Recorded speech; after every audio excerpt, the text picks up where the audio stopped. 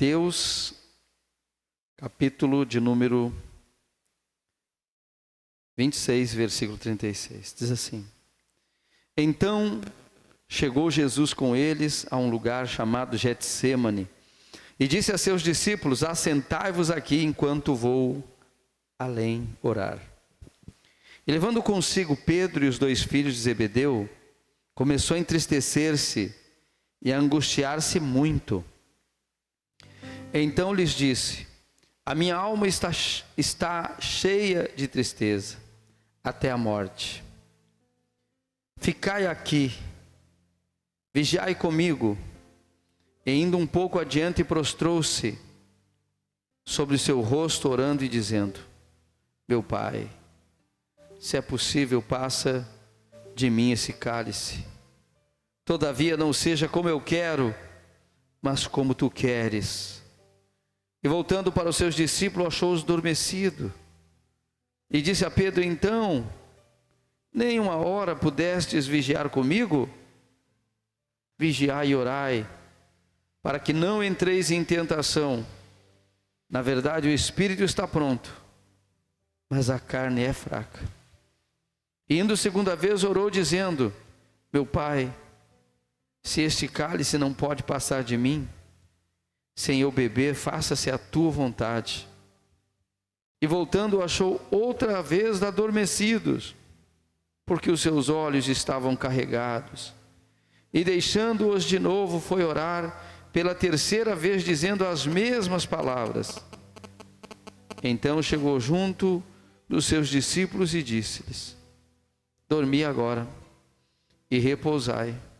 Eis que é chegada a hora, e o Filho do Homem será entregue nas mãos dos pecadores. Levantai-vos, partamos, eis que é chegado o que me trai. A Semana Santa, antigamente as pessoas tinham temor dessa semana, tinham bastante regras para esse dia. As pessoas religiosas, elas tinham essas regras e tinham temor. Jesus ensinou que nós não precisamos viver com medo do mal, mas ter temor de Deus. Amém? Somente temor de Deus. E muitas pessoas perderam o temor de Deus, sabe? Jesus as libertou, mas elas perderam o temor de Deus. E Deus, Ele nos libertou para a gente ser livre e não temer o mal. Amém? Não temer a coisa ruim, não temer o fracasso, não temer a derrota, não temer perder, não temer o inferno, não temer o diabo, enfim, não temer o adversário. Para isso Ele nos libertou. Mas Deus, Ele nos chamou para ter uma vida plena e vitoriosa. Amém? E essa vida vitoriosa é uma vida em Cristo, porque Ele está vivo. É uma vida onde nós podemos entender o preço que Ele pagou e pela fé permanecer nele. Porque se a pessoa não tem fé, ela não permanece. Ou ela permanece um tempo, metade de um tempo, mas não o tempo todo. E a Bíblia mostra claramente que só dá fruto quem permanece. Jesus disse: aquele que permanecer em mim, esse dá muito fruto. Diga glória a Deus. E o que é o fruto que Ele fala? É a transformação da tua vida. É a transformação da tua vida. Não é nem o que tu faz para Deus, mas é o que Deus faz na sua vida. Amém? Não é que nem o que nós fizemos para Deus, mas é o que Deus faz na nossa vida e aquilo se torna visível. Diga glória a Deus. É fruto, é transformação de vida. Mas para isso houve um preço, e um preço caro. Um preço que não foi nem da vontade de Jesus pagar, foi da vontade do Pai, foi da vontade de Deus, somente a vontade de Deus, não a vontade de Jesus. A gente vê que embora Jesus deu a vida dele, mas Ele deu a vida dele por obediência ao Pai. Agora havia uma proposta para Jesus, havia uma proposta, que depois que Ele fosse pendurado na cruz, e depois que Ele morresse, Ele ressuscitaria ao terceiro dia. E ressuscitando ao terceiro dia, Ele atrairia muitas pessoas para Ele. E Deus daria muitas pessoas do mundo para ele. Enquanto ele com seu sangue compra pessoas para Deus, Deus tira pessoas do mundo e entrega para Jesus. Por isso que ele disse: ninguém conhece o Pai senão o Filho, e ninguém conhece o Filho senão o Pai. Ninguém pode vir a mim se o Pai não o trouxer, e ninguém jamais poderá conhecer a Deus senão através dele. Amém, irmãos? Não tem outra maneira, não tem outra forma. O resto é religião. Jesus é o caminho, diga glória a Deus. O resto é religião. Então veja o que a Bíblia diz: Então chegou Jesus com eles em um lugar chamado Getsêmani, e disse a seus discípulos: assentai-vos aqui enquanto vou ali orar. E levando consigo Pedro e os 2 filhos de Zebedeu. Quem era? Tiago e João. Esses três, os 2 filhos de Zebedeu e Pedro, eram os discípulos que estavam com Jesus quase que o tempo todo. Eles estavam mais perto de Jesus do que os outros 9, eram 12, esses estavam mais perto, esses sempre estavam mais perto. Você vai ler o Evangelho, você vai observar que eles estavam sempre mais perto, que Jesus chamava eles para ressuscitar o morto, Jesus chamava eles para o monte da transfiguração. Eles estavam sempre ali, eles respondiam a Jesus, eles são os que mais falam. Você não vê quase os outros discípulos falar, você não vê quase eles aparecer, embora eles foram muito importantes, mas esses 3 foram mais importantes. Por quê? Porque eles estavam mais perto de Jesus. Eles foram destacados porque eles estavam mais perto de Jesus. E é tão importante isso, e a Bíblia mostra isso, que havia essa diferença. Embora Deus ame a todos, embora Jesus ame a todos, havia 3 que era mais chegado. E o discípulo, ainda tinha o discípulo dos 3, tinha um que ainda era o mais amado. Então as pessoas fazem diferença. Amém? Nós podemos fazer diferença, da maneira como nós olhamos para Jesus, da maneira como nós honramos a Jesus, da maneira como nós confiamos em Jesus, da maneira como nós cremos em Jesus. Isso faz a diferença. Vir na igreja e se emocionar e tantas outras coisas, se for sincero, glória a Deus. Mas o que faz a diferença realmente é a nossa vida mais próxima de Jesus, orando, meditando na palavra dele para aprender. Aprender para quê? Porque se você não aprende, você fica só pela cabeça dos outros, pelo que os outros dizem. Irmãos, Deus não quer que a gente vá pela cabeça dos outros. Deus não me levantou, por exemplo, para dizer: irmão, vocês têm que ir pela minha cabeça. Não, a cabeça é Cristo, e por isso precisa conhecê-lo, por isso precisa observar a sua palavra.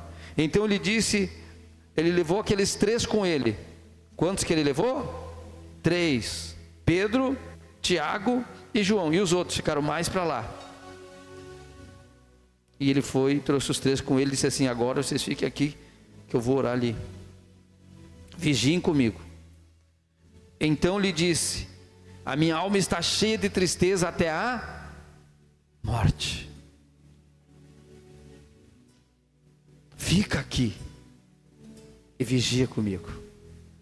Irmãos, você sabe que vai morrer, vamos colocar assim, você sabe que vai morrer. Quem que você quer perto de você? As pessoas importantes para você, sim ou não? As pessoas importantes. Jesus nunca falou assim como ele falou aqui: eu estou angustiado. Você nunca vê Jesus falar assim. Em todo o Evangelho, ele estava fazendo maravilhas, milagres, e nunca uma palavra que trazia um tipo de sofrimento só de ouvir. Mas agora ele tem 3 pessoas que ele confia. Quantas pessoas que ele tinha que ele confiava? 3 pessoas. Ele tinha 12 apóstolos, mas ele tinha 3.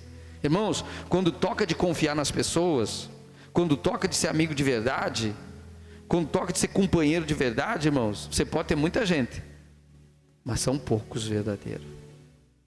Sim ou não? É ou não é? Isso, você não tem uma experiência assim na sua vida? Você pode ter muitos amigos, você pode ter muita gente, mas amigo de verdade? Amigo que você pode abrir o seu coração e ele não vai sair falando para todo mundo? Quem tem amigo assim? Porque Jesus não podia contar para os 12 que ele estava sofrendo. Jesus não podia contar para os outros 9, ele só podia contar para 3. Porque os outros talvez iam desmaiar, mas como Jesus sofrendo, como Jesus passando por tristeza, Jesus está angustiado. Jesus estava pedindo: fiquem comigo, agora que é um momento difícil. Esse era um momento difícil, ele tinha que encarar de frente todo um sofrimento, toda uma humilhação, toda vergonha, toda a dor. Ele tinha que enfrentar, ele não podia recuar. Então ele não tinha ninguém a não ser aqueles 3 que ele convidou para estar com ele. Fiquem comigo. Imagine Jesus dizer para você: fique comigo. Porque a gente vai a Jesus porque ele é todo poderoso para nos ajudar, mas agora ele só está pedindo para a gente ficar com ele. Que ele está passando agora, porque agora é a hora de pagar o preço. Irmãos, na nossa vida todos nós temos momento de pagar o preço. Eu já passei por muitas horas de preço que você não imagina, mas eu não tinha amigos para chamar e dizer assim: ó, vem aqui, eu quero te contar uma coisa que aconteceu comigo, quero contar isso aqui para você. Sabe por que eu nunca contei para ninguém a não ser para Jesus? Porque não dá para confiar às vezes nas pessoas. Sim ou não? Não dá. Às vezes você chama a pessoa, você conta. Nunca conte, porque não dá para você contar para qualquer pessoa. Porque se você conta uma conta para outra, quer contar para outra, quando vê, todo mundo sabe da sua vida, do seu sofrimento, da sua dor. E Jesus não queria que nem os outros 9 soubessem, só os 3, para eles entender o momento da dor, o momento do sofrimento.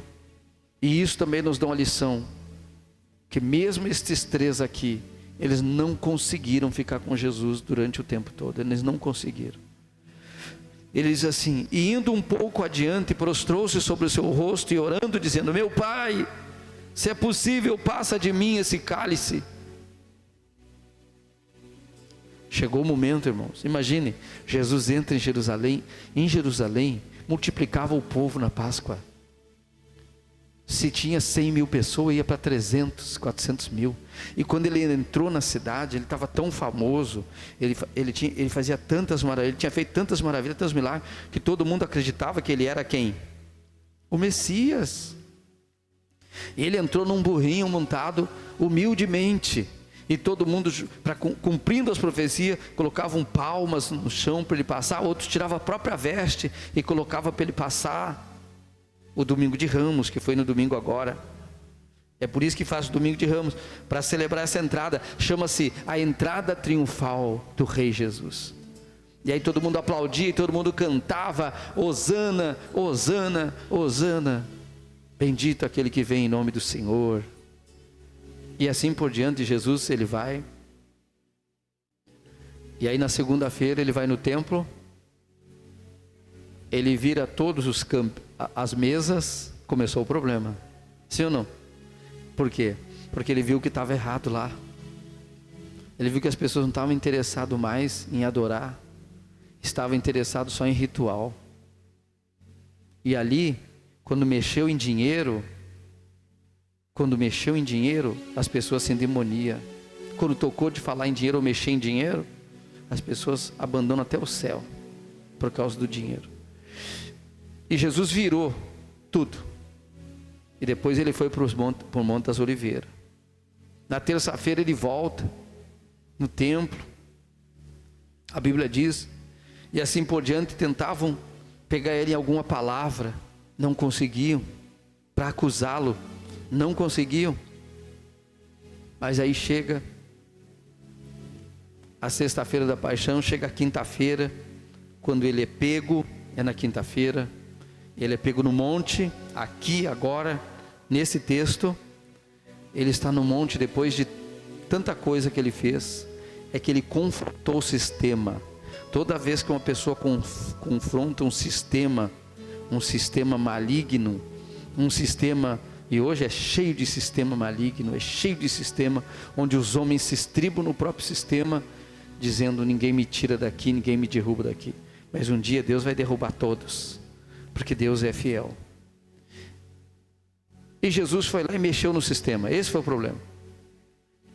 E agora ele tinha que pagar um preço, só que para eles, para aquelas autoridades, tanto romana quanto os judeus, autoridades religiosas, era apenas eles queriam destruir Jesus para provar que Jesus não era quem dizia ser. Só que Jesus dizia: eu vou morrer, mas há uma profecia que ao terceiro dia eu vou ressuscitar. Tudo com Deus é pela fé, e antes da vitória tem um sofrimento. Amém, irmãos? Antes das grandes vitórias, anote isso, tem sofrimento. Por isso que a Bíblia diz assim: todas as coisas cooperam para o bem daqueles que amam a Deus. Só que quando você está sofrendo, você não vê bem nenhum. Quando você está passando pela prova, pela luta, pela dor, você não vê bem nenhum. Você não enxerga o bem, você só vê as trevas. É as trevas você envolvido, é você muitas vezes na escuridão. Mas o que a gente tem que fazer nessa hora? Eu só estou de pé aqui diante de você porque eu aprendi uma coisa: permaneça.